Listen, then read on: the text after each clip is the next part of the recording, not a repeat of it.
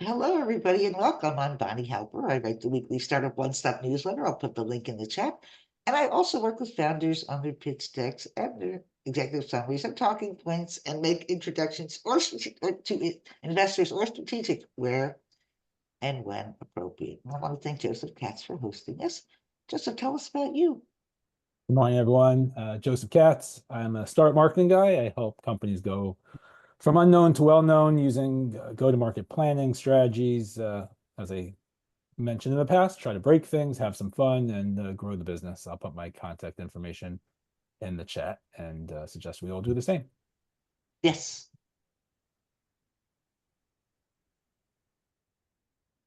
So, welcome. And you're going to do a little presentation for us, right? Yeah, definitely. Yeah, it'd be great to know the audience first. So maybe Oh, yeah. just quick intro for myself. My name is Yamada. I'm a director at A&E Future Frontier Fund.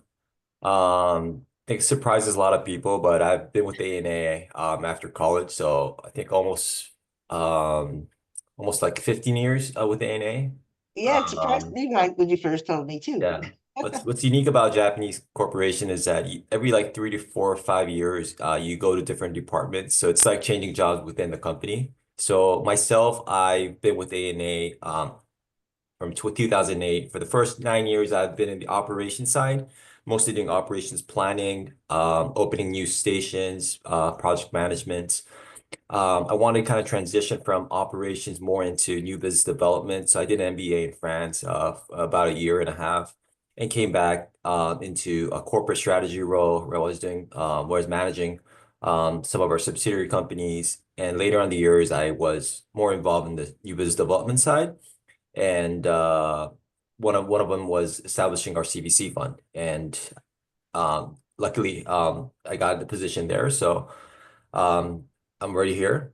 We're a new fund just last year. Today I want to make this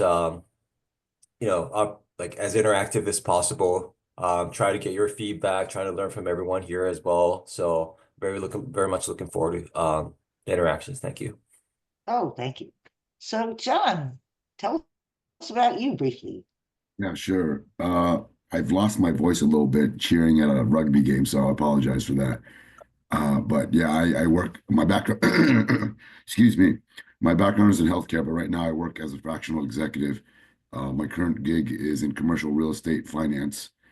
I'm doing an executive MBA right now with the Valar Institute, which is part of the Quantic School of Business and Technology. And that'll be my quick introduction. Oh, thank you. So, Ian, tell us about you. Morning, everybody. I'm Ian Garmaze. I'm in Toronto. I'm currently COO of a virtual film school in LA. We provide online training for aspiring influencers, but we're now pivoting more into marketing consulting work. So I'll put my contact info in the chat.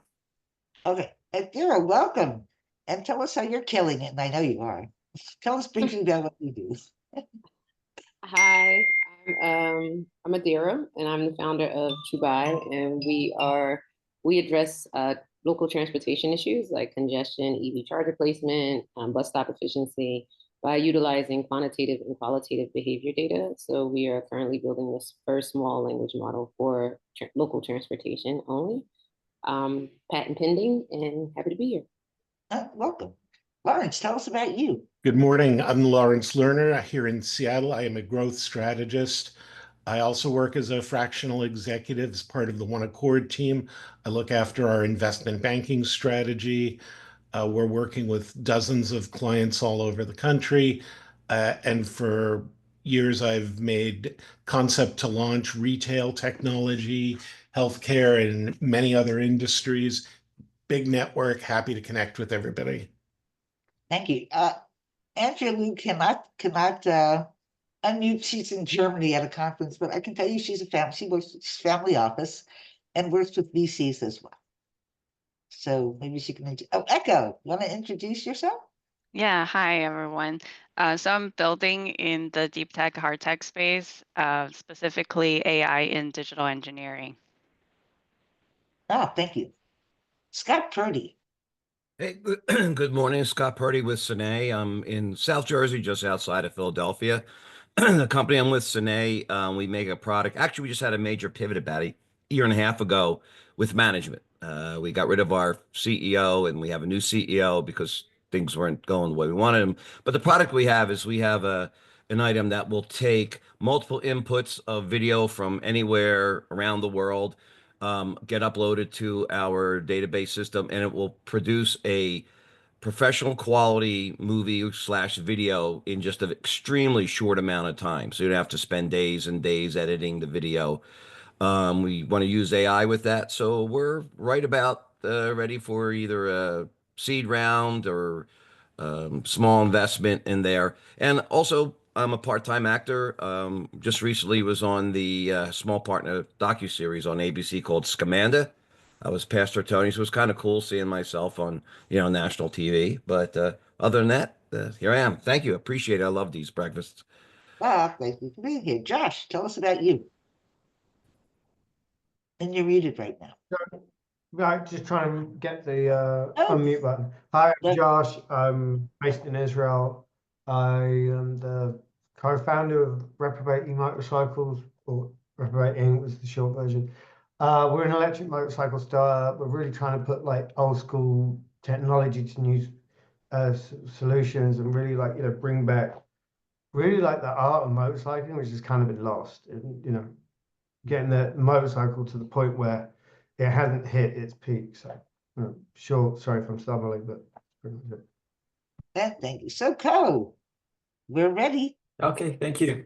Thank you. Just everyone, please feel free to stop me at any time, like during my presentation. It's not going to be too long. I think 5 to 10 minutes, and Okay. could take questions, comments, or just try to be as interactive as possible, as I mentioned.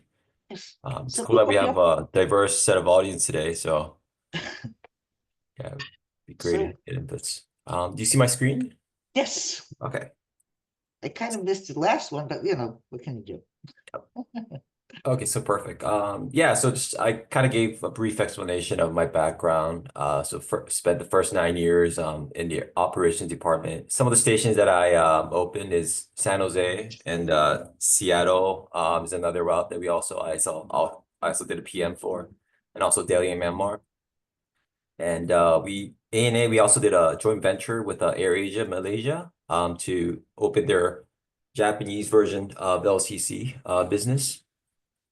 Which kind of did not work, so the partnership's already dissolved. Yeah, and yeah, I was also Avatar is our spin-out company. It's a telepresence robot. Helped them raise their Series A. Alongside, I was doing the investment for Pan Am Flight Academy that we acquired maybe 10 plus years ago. So yeah, kind of been doing a lot of things, but yeah. Aside from work, I love golf. California is definitely a great place to be playing golf, and also play lacrosse. So that's kind of like my hobby. Yeah, so let's jump into a quick overview of ANA first, and then we'll lead into what the CVC is all about. So our roots really goes back to 1952, over 70 years. We started as a helicopter company. So 2 helicopters, 6 employees. So we're a very humble startup back then. After all these years, we've had merger and acquisitions. We became an airline. But the thing is, we have always been private. So we faced countless challenges. Like Japan Airlines was the only one who were allowed to fly international, but we broke that wall in 1986, starting our first service to Guam from Tokyo. 2011, we were a launch customer of the Boeing 787 aircrafts. So we could kind of co-develop this aircraft with Boeing, sending our engineers to Seattle and working alongside with them. We also established our own LCC brand in the early 2010s called Peach, which is still going live today. And our current challenge is really recovering from the catastrophic hit of COVID-19. And we tried the way forward in our corporate strategy is to really kind of diversify our business portfolio, even in areas outside of an airline, to make our business sustainable. Yeah, so and after all these countless challenges, today we grew to be the largest airline group in Japan. We just made an announcement on our order of 77 new aircrafts as of yesterday. But today we have over 300 aircrafts across 230 flight routes globally. We serve 42 million loyalty customers and generating revenue about USD 13 billion. So back to our pre-COVID level. So I guess, we're not bad coming from 2 helicopters to this in 70 years. And I don't think the founders really expected this, but yeah, I think we're doing all right. So midterm strategy is around 4 pillars. One is multi-brand strategy. So we have ANA as a full service carrier, Peach as our LCC, and we just launched our new third brand called Air Japan, which is kind of like a hybrid between the two, operating from Japan into Asian region, monoclass flight. So trying to maximize our profit and market share through these 3 distinct brands. Second is a mileage ecosystem. We're trying to create a full marketplace around mileage points. All airlines used to provide award tickets, but we want to diversify our services into lifestyles in order to increase our engagement with the customers, but also enrich their daily lives. So we're looking into areas like e-commerce, financing, or even paying utility bills. So we're pretty aggressive in this area at the moment. And third is next generation mobility. Anything that flies in the air, we kind of perceive as a disruptive innovation. So for the past 10 years, we've been looking into areas of space, air mobility, drones, mobility as a service, and telepresence robot. And yeah, we've worked with a couple of partners to really develop the business here. Just to highlight one, Joby Aviation. I think some of you see the Delta Airlines keynote on today this year's CES. But we're also very excited because we're their operations partner when they launch business in Japan, and they might come as early as 2027. As you may know, Joby, they're building eVTOL, an electric pretty much an electric helicopter. Number of seats, it's about 5 seaters, including 1 pilot, 4 passengers. The maximum speed would go up to 200 miles per hour. Flight distance at max is about 100 miles. And what's unique about this is the noise level is really, really low. So at takeoff, it's around average office noise, and during cruising, it's even lower at average home noise. So that's kind of like the uniqueness of Joby.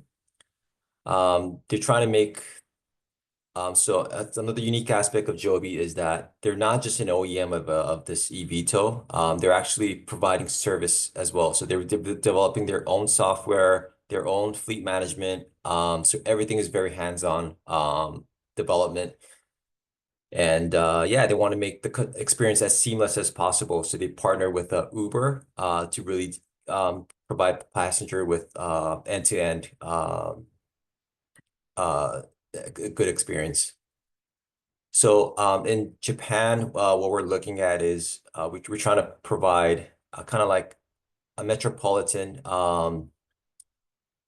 I think, transportation to their customers. So basically a very highly populated area like Tokyo, that's in the Kanto region, and Osaka, which is the Kansai region. So that's the kind of like the area we are targeting for business go-to-market as of the moment. Yeah, it's a quick teaser. They did a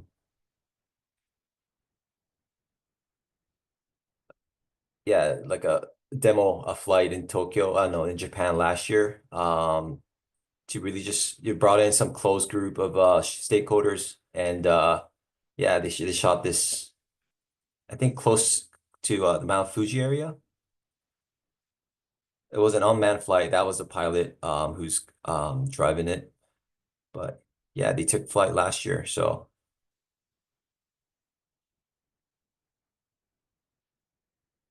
yeah, it's a pretty neat video. I said it is vertical takeoff. It is vertical takeoff. Yeah, Lawrence observed that in the chat. Okay.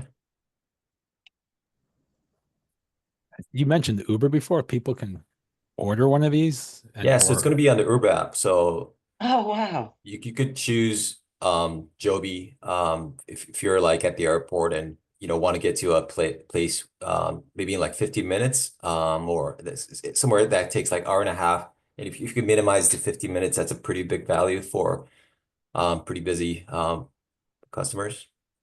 Yeah. Is it operating now?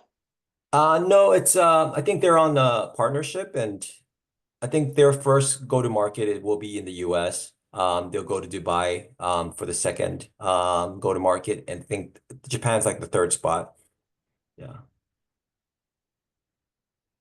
Yeah. So that was like so they made it okay for the demo, but two issues, like the Mount Fuji usually has a snow cap at the top, but it wasn't snowing back that time, so they couldn't get a nice picture. And yeah, after a week, they're calling all these executives from Toyota, like one of their biggest investors, to kind of see the demo flight, but a hurricane came over and we couldn't make it. So it's like a funny story behind. It has a bit of a helicopter feel, and since your Yeah, it does. your Yeah, roots it are does. It does. Yeah. your roots are in the helicopter. Other than the noise, what's the other benefit or difference? So I think helicopter only has one propeller, Yes. whereas Oh. this has six propellers, and it's really built in the concept of an aircraft. So I think the cabling and everything is very sophisticated. And for one propeller, there's like two electricity circuits. So even one goes off, it will still work. So I think like the safety structure is really at the aircraft level. And that's kind of like the big difference between a normal helicopter and this eVTOL planes. And it carries more passengers, right? Yeah, it carries four passengers at max for the moment. Yeah. I mean, the noise level obviously is important too. Yes. Yeah. So like I've been to Joby's facility down in California, and yeah, like seeing how they're developed and all these architecture behind, like I feel like it's much more safer than a helicopter. So yeah. So that's kind of like a quick introduction to one of our next generation mobility initiatives. Oops. During the research, did they look at the the Osprey that we built that's had a pretty huge failure rate and see what went wrong there to make not go wrong with what you're doing? Well, I think they definitely benchmark all the other aircraft as well. But I think when we chose Joby as our partner, I think we really looked down into the specs and but also the team who's building it. And I think like back 10 years ago, I think that was the time when we did all this reviews and due diligence, and we thought Joby's the most promising, and yeah, they're really meeting our expectations at the moment. So yeah. So tell us about the fund. Yeah. So What do you look for? What size checks in? yeah. And just last but not least, Oh, yes, I'm sorry. sustainability is like one of our the fourth pillar, the last one. 2050 net zero emissions is our goal for the moment. We're trying to attain this through introducing clean energy sources like SAF, Yeah. but also looking into negative emission technologies like carbon dioxide removals, like yeah. So yeah, those are our four strategies. And the reason I explained this is because our CVCs really linked to the strategy that I explained. We established our CVC last April to really bolster the development of the midterm strategy that I just explained. So our investment thesis really mirrors the four areas of our midterm strategy. And our fund size is about 50 to 55 million US dollars. We are an early stage investor, so Series A is kind of like our sweet spot with average ticket size about USD $1 million. And what's unique about our fund is it's our ever first fund. So we partner with one of the largest VC in Japan called Global Brain to kind of help with the investment sides. But yeah, we kind of worked alongside with them. We do have the independent investment committee. So our typical evaluation process would take maybe 2 to 3 months. Yeah. So question, when we were talking, you said that you do early stage, so you would look at companies before they're ready for their Series A, right? Earlier stage than that. We do, but I think like defining Series A, it would be like the technology readiness is there. They do have a first batch of their customers, and they're raising Series B to further develop the technology, but also the go to market. So we kind of see Series A is kind of like the sweet spot. I think maybe like seed or pre-seed, maybe too early, but depending on the strategic alignment, we could also look into our earlier investment stage as well. Right. Lawrence posted a question in the chat. Sure. You wanna How read much your- revenue or EBITDA do you want to see before you want to take a look?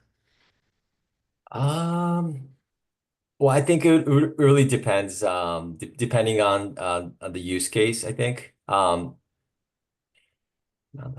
Again, like for sustainability, like the areas we look at, SAF, CDR, those are like an emerging technologies, emerging markets. So we're not really expecting revenues from those startups. But whereas I think for airline services and operations, I think we do need a certain level of technology readiness and customer traction. So we might look into a little more matured companies for airline services and operations. Sure. I'm sure a lot of us have broad connections, so I don't want to send you stuff that's not ready for prime time, but I have a local company you might want to take a look at, and Nori is up for grabs if you've spent Okay. time here in Seattle. So, Oh yeah, definitely. Let me know. Really keen to learn those kind of startups. do you have working with a couple of SAF companies? We've did a procurement agreement with Neste. Okay. It's a SAF company. For CDRs, we did a off-take agreement with 1.5, which is a direct air capture company. Yeah. So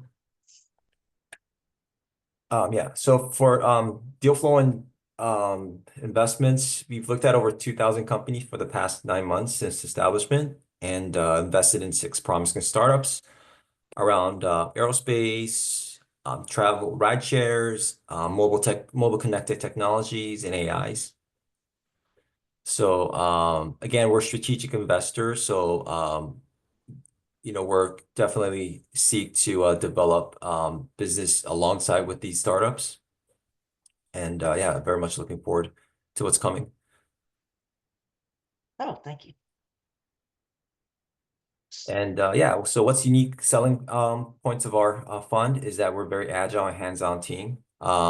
So we comprise of 12 members, including Global Brain. But out of that, over half is from A&A. So we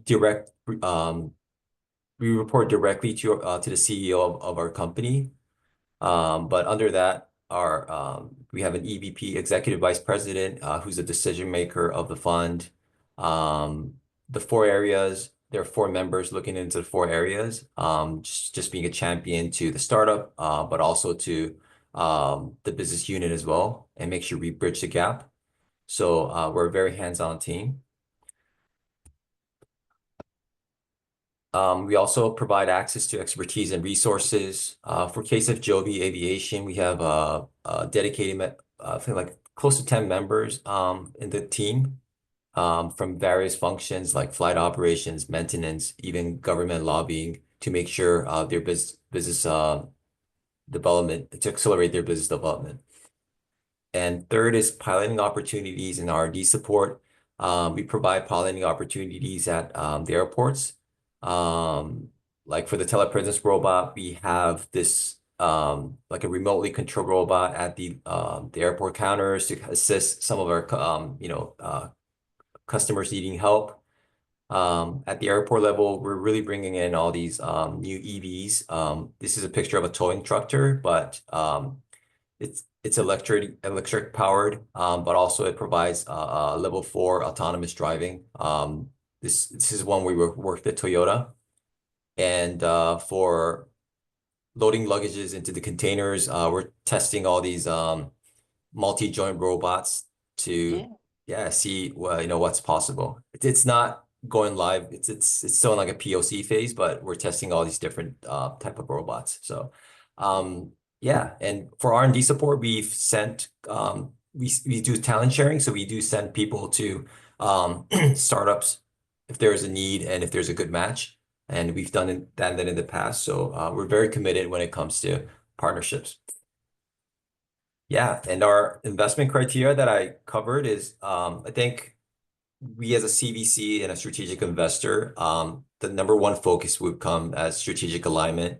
But again, we do expect a certain, when we want to secure a certain level of financial return. So market size would be also an important aspect.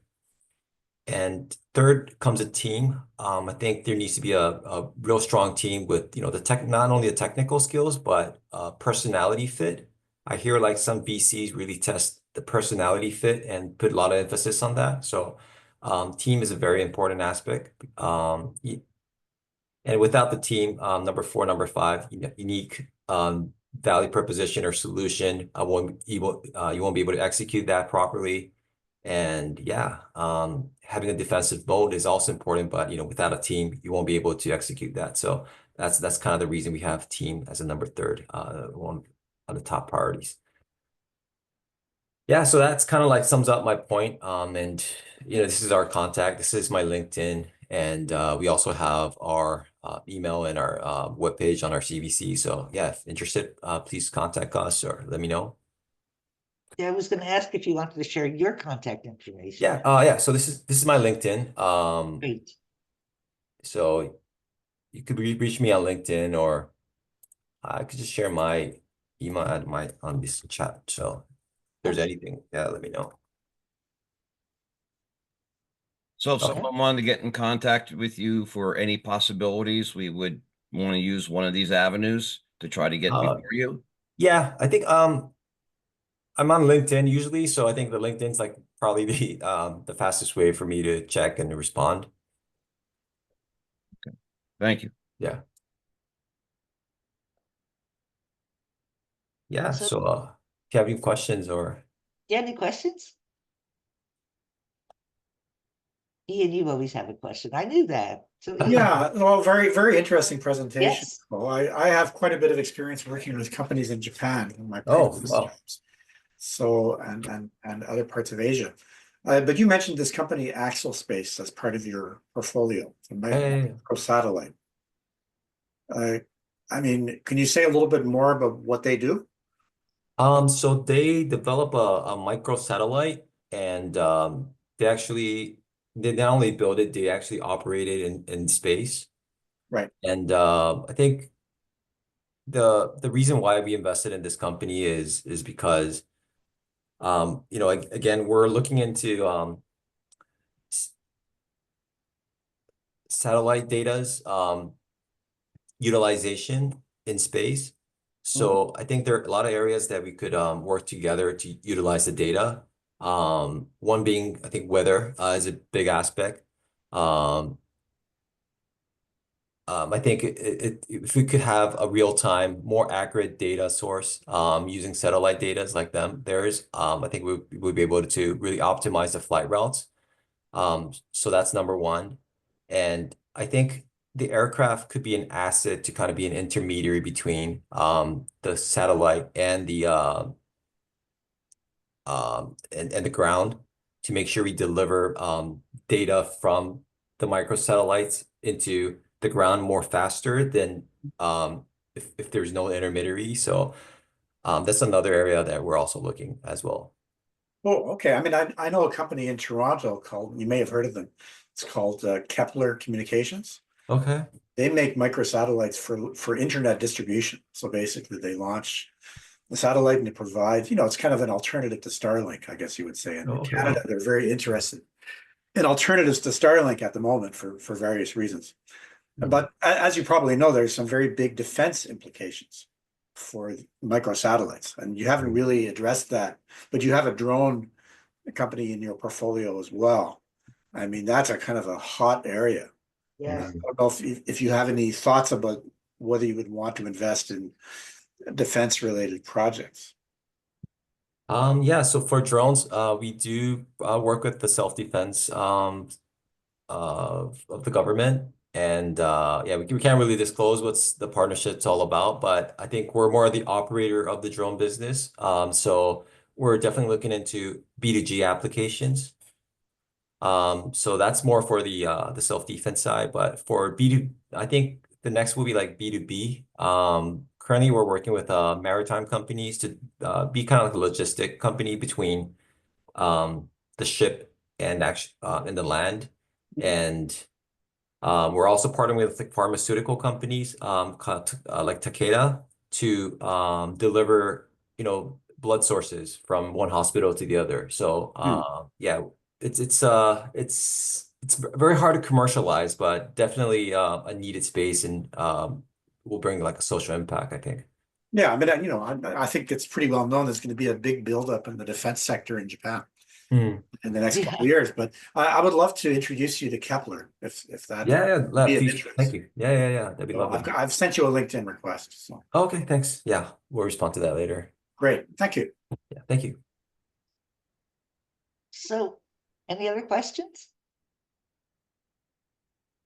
Yeah, I've got a couple. So one is when we talk about alternative energy, electric's great for short rides, but when you're talking about long-term range, you're not going to be able to get that with. Are you looking at like different fuels and also like alternative fuels, and how are you dealing with like burn rates? Because the point of combustion changes in the different fuels. Yes. Right. I think for SAF, it's I'm still in the learning curve, but I think you need it's not like 100% SAF as of the moment. All the SAF players are out there, but they're mixing mixing the SAF with the current jet fuel, so it's not 100% sustainable, but I think Right. there are technology that are that can make like 100% SAF. So we're starting to look into those areas as well. But like you mentioned, yeah, they're very different. You can't really categorize under just like one SAF. Yeah, definitely. No, I'm working with No, we're still not there. It's kind of like I ask this question because we're an electric motorcycle, and I ask the question all the time: is EV the answer or a stepping stone? Oh, for Because aircraft? basically, I think it's got. This is just my opinion. It's not fact. It's that EV is going to be great for some things, but there's going to be other option, other alternative fuels that will, form of transportation that would work better. Yeah, so we're looking to like next gen aircrafts, and one is definitely electrically powered aircraft, but another one is hydrogen powered aircrafts, and there Right. are key players in those areas. I think for battery, like Tesla, I think I think that the demerit is that it's heavy. And again, if you look into like a scope 3 emissions, it might have a little it's not green totally. But for hydrogen aircraft, Right. if it's a green hydrogen, if it's like a renewable energy powered hydrogen, and then um, it might provide a more sustainable, it might be more sustainable, but also what the downside of hydrogen is that it takes a lot of space. So I've seen some of the deck of the hydrogen aircraft companies, but it takes pretty much half the aircraft. Well, It wouldn't be the pressure, you know, because the other day when you go up, you know, the point of pressure changes. You know, so it's like the hydrogen may not work as well because it changed. You know, when you at a different pressure point, the hydrogen, you know, gas changes. It's true. I'm not a super technical person, so I might not have an answer to Sorry, that. But yeah, but definitely that's the area that needs to be passed for them to in order to get certification from FAA and all these regulatory bodies, and that's area that needs to be tested. Even for how do eVTOL, you like guys Joby. actually?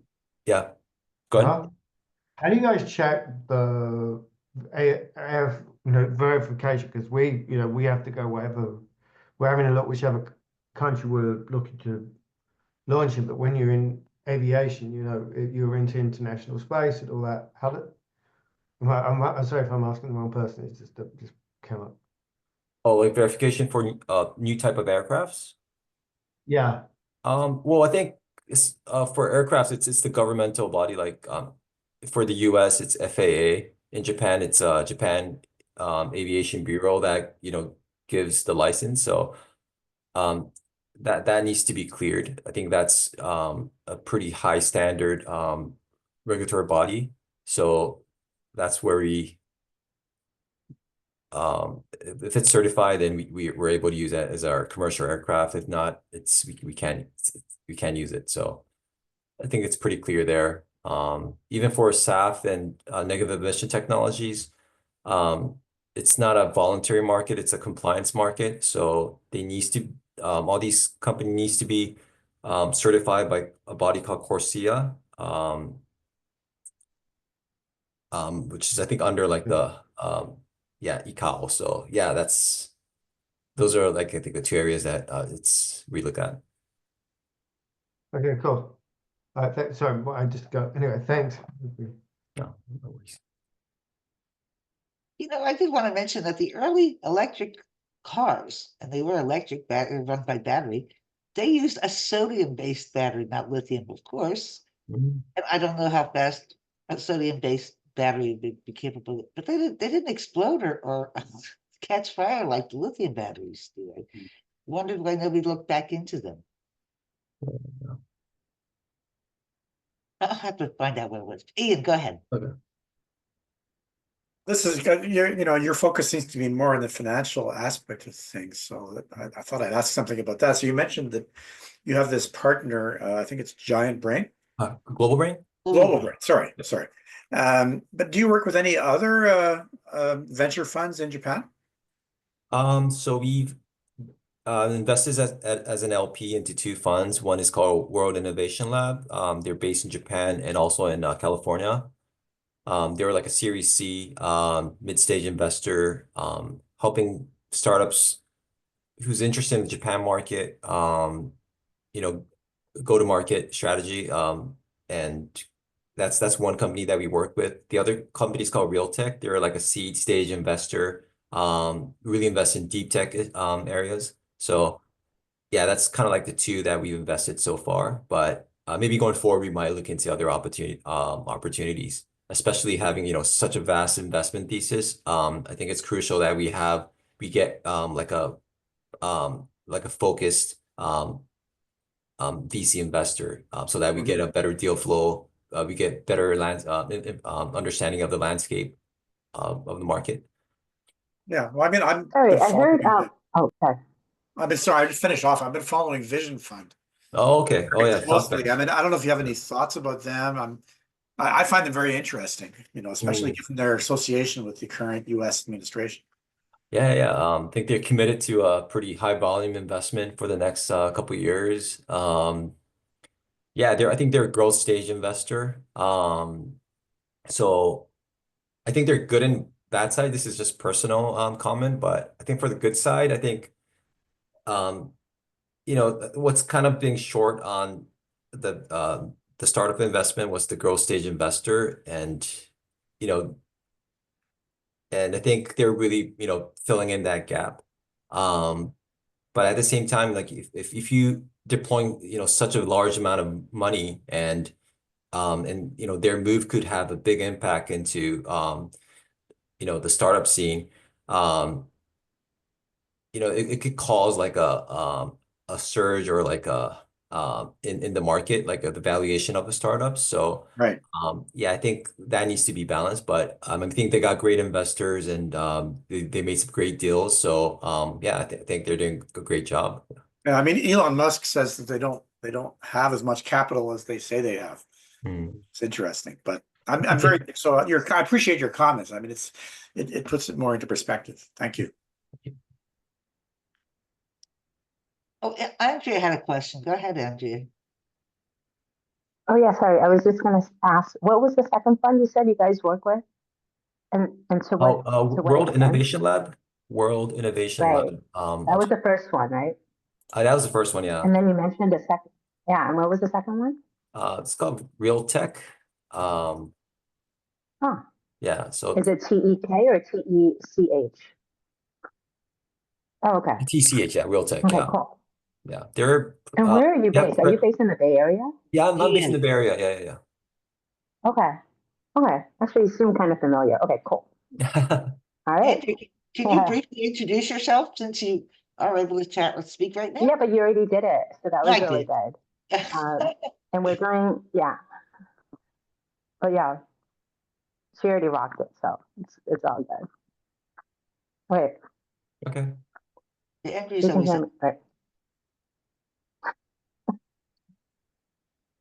Oh, I didn't know if you had another question. Does anybody else have a question? We have a few more minutes.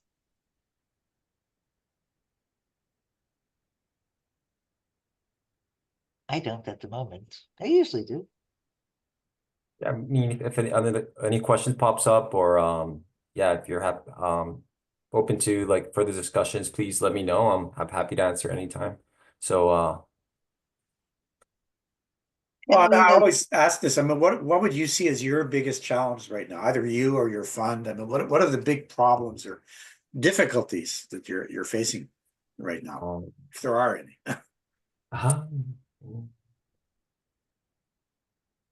So I think for larger, like most of the Japanese CVCs, like the ones that has a strong base here in the US,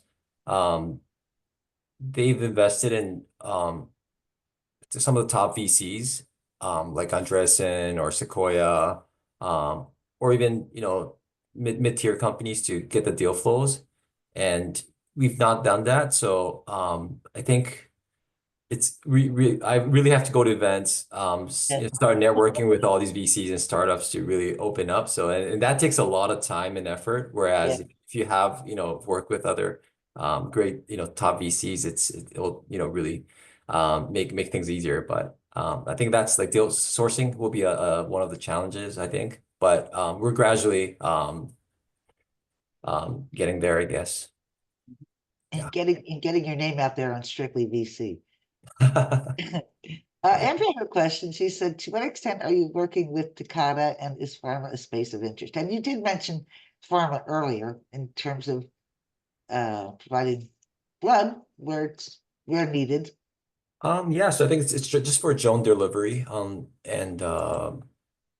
we're delivering like blood sources from a point to another.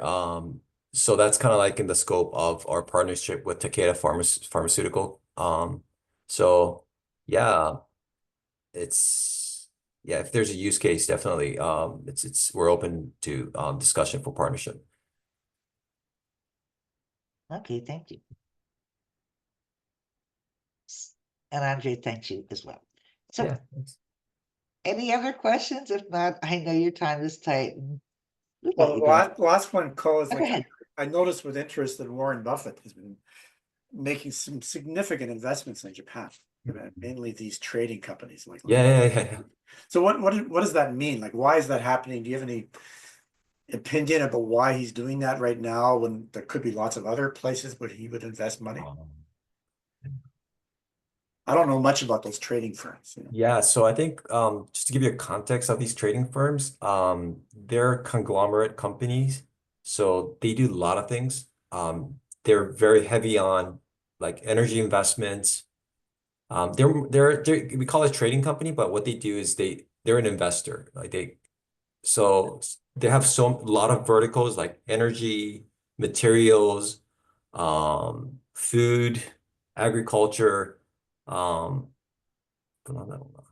yeah, and a lot of these companies are similar. And in the past, it was kind of hard to see the risk aspect of the company because having so much business, the volatility is like hard to kind of assess from the investor side.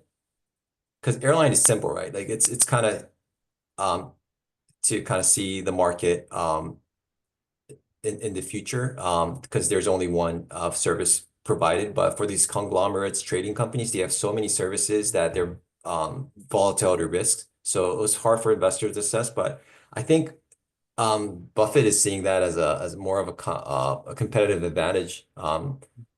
Just being a real stable, growing, less risk aspect. And maybe that's a driver for him to start investing. Well, that makes sense. Yeah. I mean, I mean, people pay a lot of attention to Warren Buffett, like for Yes. whatever reason, he has a track record. Right. He's heavily into cash right now, but Yes, he is. but he has made these, pretty significant investments in those companies. So I'm I appreciate your perspective on that. Very, very helpful. Thanks. No, thank you. Yeah. Like one of the biggest ones, like Mitsubishi Corporation, their market cap's around like 71 trillion yen, which is roughly like 400 billion US dollars. Right. Yeah, so they're pretty big, and yeah. Thank you. Yeah. So I know that you've never worked for VC, you've always been with A&A, but there is a difference between a corporate investment from a corporate or strategic, as we call them, and a VC. Do you want to talk about that a little bit, just a few minutes? Sure. So our investment thesis is again like very much close to what our corporate strategy. So that's one aspect. And when we look into investments, we see financial return as one of the metrics, but the other metric is really the strategic returns. So, and I think for the investment portfolio, it's really about balancing all of the two. So for some cases, we could be very strategic heavy on some investments and maybe low on the financial returns, and vice versa. So I think that's kind of like the differentiation of a CVC and a VC, that not necessarily all investments have to be financial heavy. We could assess in different metrics. So yeah, that's my short answer. So you could look at a different market size if it's yeah, exactly. But right. Yeah, but generally speaking, we do expect a little market size, but Oh, cool. depending on cases, we are pretty flexible. Okay, thank you for that. I just wanted to, I mean, I know that, but I wanted to clarify that. Yeah, thank you. So you want to leave us with any words of, I don't mean to put you on the spot, any pearls of wisdom or suggestions? That's a tough question, I know. No, yeah, I mean, if you like I mentioned, I think for the investment criteria is I just listed, but yeah, just I think knowing the audience is pretty important. Even with CVC, they have different interests. Some are very strategic heavy, whereas some are more financial, some are like a balance. So it's always getting communication, understanding, what their motives are. And yeah, so yeah, that's my final word, I guess. Okay, thank you so much for your time. I Likewise, appreciate thank you. And thank you everybody for being here. And as you know, that Nihal had a sudden conflict too. He's going to be speaking on April 1st, and we'll have another one before that, don't worry. Great. Investor breakfast. So it'll be in the newsletter. Thank you.